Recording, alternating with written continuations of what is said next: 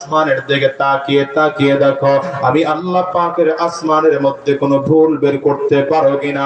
একবার তাকিয়েছো, হয় নাই রে গোলাম, আরেকটা বার তাকিয়ে দেখো আমি আল্লাহ পাকের আসমানটার দিকে বৈজ্ঞানিক নজর দিয়ে দেখো, ইঞ্জিনিয়ারিং নজর দিয়ে দেখো, আর্কিটেক্ট ডিজাইনারের নজর দিয়ে দেখো। রব্বে কারীম বলেন আমি আল্লাহ পাকের আসমানের দিকে নজর দিয়ে দেখো, ভুল বের করার সম্ভাবনা।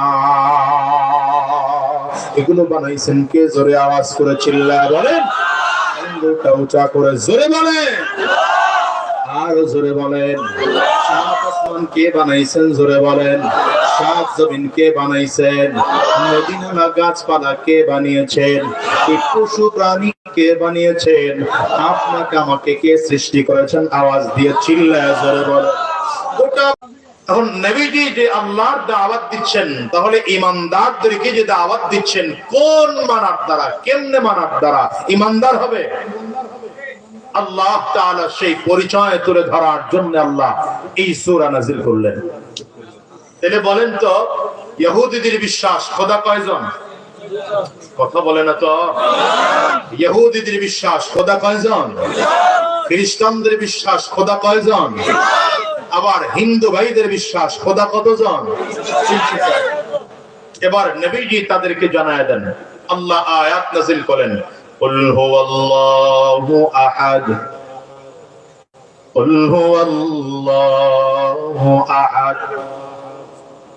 রব্বে কারীম পয়গম্বর আরবি সাল্লাল্লাহু আলাইহি ওয়াসাল্লাম কে জানায় দেন, পয়গম্বর গোটা পৃথিবীর মানুষকে জানায় দেন, পৃথিবীর মানুষ যেন জানে আমি আল্লাহ পাকের পরিচয় তারা জানতে চায়। আপনি বলে দেন আমি আল্লাহ পাকের বাবা নাই, আমি আল্লাহর সন্তান নাই, আমি আল্লাহর কোনো ভাই নাই, আমি আল্লাহ পাকের কোনো বোন নাই, আমি আল্লাহর কোনো বংশ পরিচয় নাই। যখন কেউ ছিল না তখন আমি আল্লাহ তাআলা ছিলাম, আবার যখন কেউ থাকবে না তখন আমি আল্লাহ তাআলা থাকব। আমি আল্লাহর পরিচয় হলো আমি এক এবং একক। আল্লাহ কয়জন? এবার আঙ্গুলটা উঁচা করে চিৎকার করে জোরে বলেন আল্লাহ কয়জন?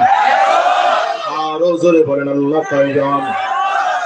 রব্বে কারীম নিজের পরিচয় আরো ক্লিয়ার করে তুলে ধরলেন, আল্লাহুস সামাদ। আমি আল্লাহ শুধু এক আর একক নয়, আমি আল্লাহ পাকের দ্বিতীয় নম্বর পরিচয়। আমি আল্লাহ তাআলা পৃথিবীতে কারো মুখাপেক্ষী নই। দুনিয়ার মানুষ যারা, এরা প্রত্যেকেই একজন আরো একজনের মুখাপেক্ষী। যত কোটিপতি হোক, বিশাল বিশাল অট্টালিকার মালিক হোক, একজন আরেকজনের মুখাপেক্ষী। বিশাল বড় গার্মেন্টস এর মালিক লক্ষ কোটি টাকা ইনভেস্ট করেছে, এই লোক যদি কর্মচারী না পায় তার গার্মেন্টস কোনোদিন চালাতে পারবে না, আবার কর্মচারী হলেও হবে না। এই মালটা কোথায় বিক্রি করবে সেই ক্রেতাও তার জোগাড় করতে হবে। যদি সেটা জোগাড় না হয় তাইলে তার বড় ফ্যাক্টরি আর এত কিছু দিয়ে কোনো লাভ নাই। আমি তো উদাহরণ বোঝানোর জন্য বলি, আপনাদের এই অঞ্চলের মধ্যে ঢাকার শহরে অথবা গাজীপুর এই অঞ্চলের মধ্যে কালিয়াকৈরে মেইন রোডের মধ্যে 5 কাঠা একটা জমি ক্রয় করে বাড়ি তৈরি করলো, 5 তলা 10 তলা বিশাল বাড়ি তৈরি করেছে। টাইলসের কাজও কমপ্লিট হয়ে গেল, বাথরুমের ফিটিংও কমপ্লিট হয়ে গেল, রুমের ডেকোরেশন কমপ্লিট হয়ে গেল, সব কমপ্লিট হয়ে গেল, এসি লাগানোটাও কমপ্লিট হয়ে গেল, কিন্তু শুধুমাত্র মেইন লাইনের একটা স্যানিটারি পাইপের ফিটিং বাকি আছে। পাইপের দাম 300 টাকা, যেই মিস্ত্রি লাগাবে সেই মিস্ত্রির মজুরি মাত্র 500 টাকা। 500 টাকার মজুরির মিস্ত্রির কারণে এই বাড়িটা এখনো বসবাস অযোগ্য হয়ে আছে। ঠিক না? আল্লাহ বুঝাইতে চাইলেন দুনিয়ার কেউ কোনদিন মুখাপেক্ষী নয়, সব মানুষগুলো মুখাপেক্ষী, একজন আরো একজনের মুখাপেক্ষী, কেউ অমুখাপেক্ষী নয়। কারণ দুনিয়ার মানুষ যদি অমুখাপেক্ষী হয়, এই অমুখাপেক্ষী গুণ হলো আল্লাহ পাকের গুণ। প্রতিটা মানুষ জায়গায় জায়গায় জায়গায় জায়গায় মুখাপেক্ষী। যার কাছে চাউল আছে তার কাছে তেল নাই, যার কাছে তেল আছে তার কাছে চাউল নাই। যার কাছে গম আছে তার কাছে সরিষা নাই, যার কাছে সরিষা আছে তার কাছে গম নাই। রব্বে কারীম বলেন আমি আল্লাহ তাআলার দিকে তাকিয়ে দেখো, তোমরা দুনিয়ার ছোট্ট বাড়িটা তৈরি করার জন্য ইঞ্জিনিয়ারের সহযোগিতা নেওয়ার প্রয়োজন হয়, রাজমিস্ত্রির সহযোগিতা নেওয়ার প্রয়োজন হয়, ইট বালু সিমেন্ট রডের সহযোগিতা নেওয়ার প্রয়োজন হয়। দোকানদার যদি বালু ডেলিভারি করা বন্ধ করে দেয়, কাজ বন্ধ হয়ে যায়। আমি আল্লাহ পাকের দিকে তাকাও, ওয়ালাকাদ যায়্যানাস সামাআদ দুনিয়া বিমাসাবিহা ওয়া জাআলনাহা রুজুমান লিশ-শায়াতিন ওয়া আ'তাদনা লাহুম আযাবাস সাঈর।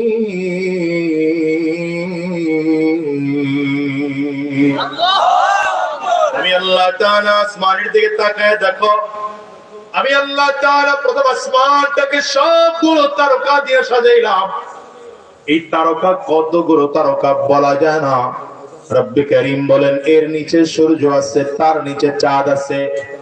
দুনিয়ার থেকে যে চাঁদ আমরা দেখি, চাঁদ 9 লক্ষ গুণ বড়। দুনিয়ার থেকে যে সূর্য আমরা দেখি, সূর্য 13 লক্ষ গুণ বড়।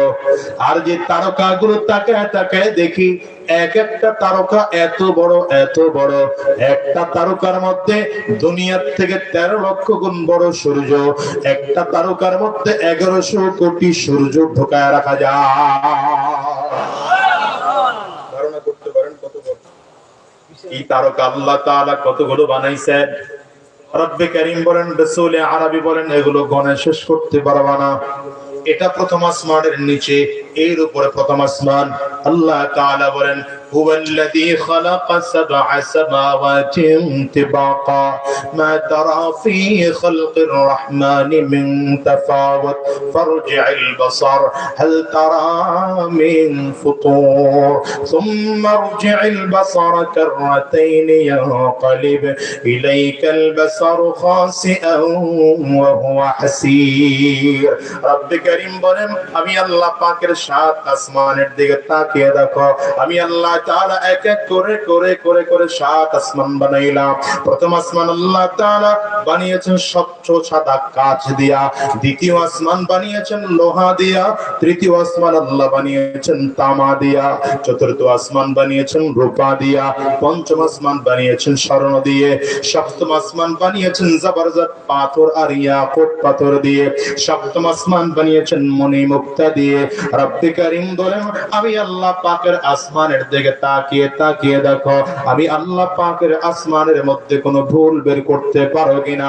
একবার তাকিয়েছো, হয় নাই রে গোলাম, আরেকটা বার তাকিয়ে দেখো। আমি আল্লাহ পাকের আসমানটার দিকে বৈজ্ঞানিক নজর দিয়ে দেখো, ইঞ্জিনিয়ারিং নজর দিয়ে দেখো, আর্কিটেক্ট ডিজাইনারের নজর দিয়ে দেখো। রব্বে কারীম বলেন আমি আল্লাহ পাকের আসমানের দিকে নজর দিয়ে দেখো, ভুল বের করা সম্ভব না। এগুলো বানাইছেন কে? জোরে আওয়াজ করে চিল্লায় বলেন, আঙ্গুলটা উঁচা করে জোরে বলেন, আরো জোরে বলেন। 7 আসমান কে বানাইছেন? জোরে বলেন। 7 জমিন কে বানাইছেন?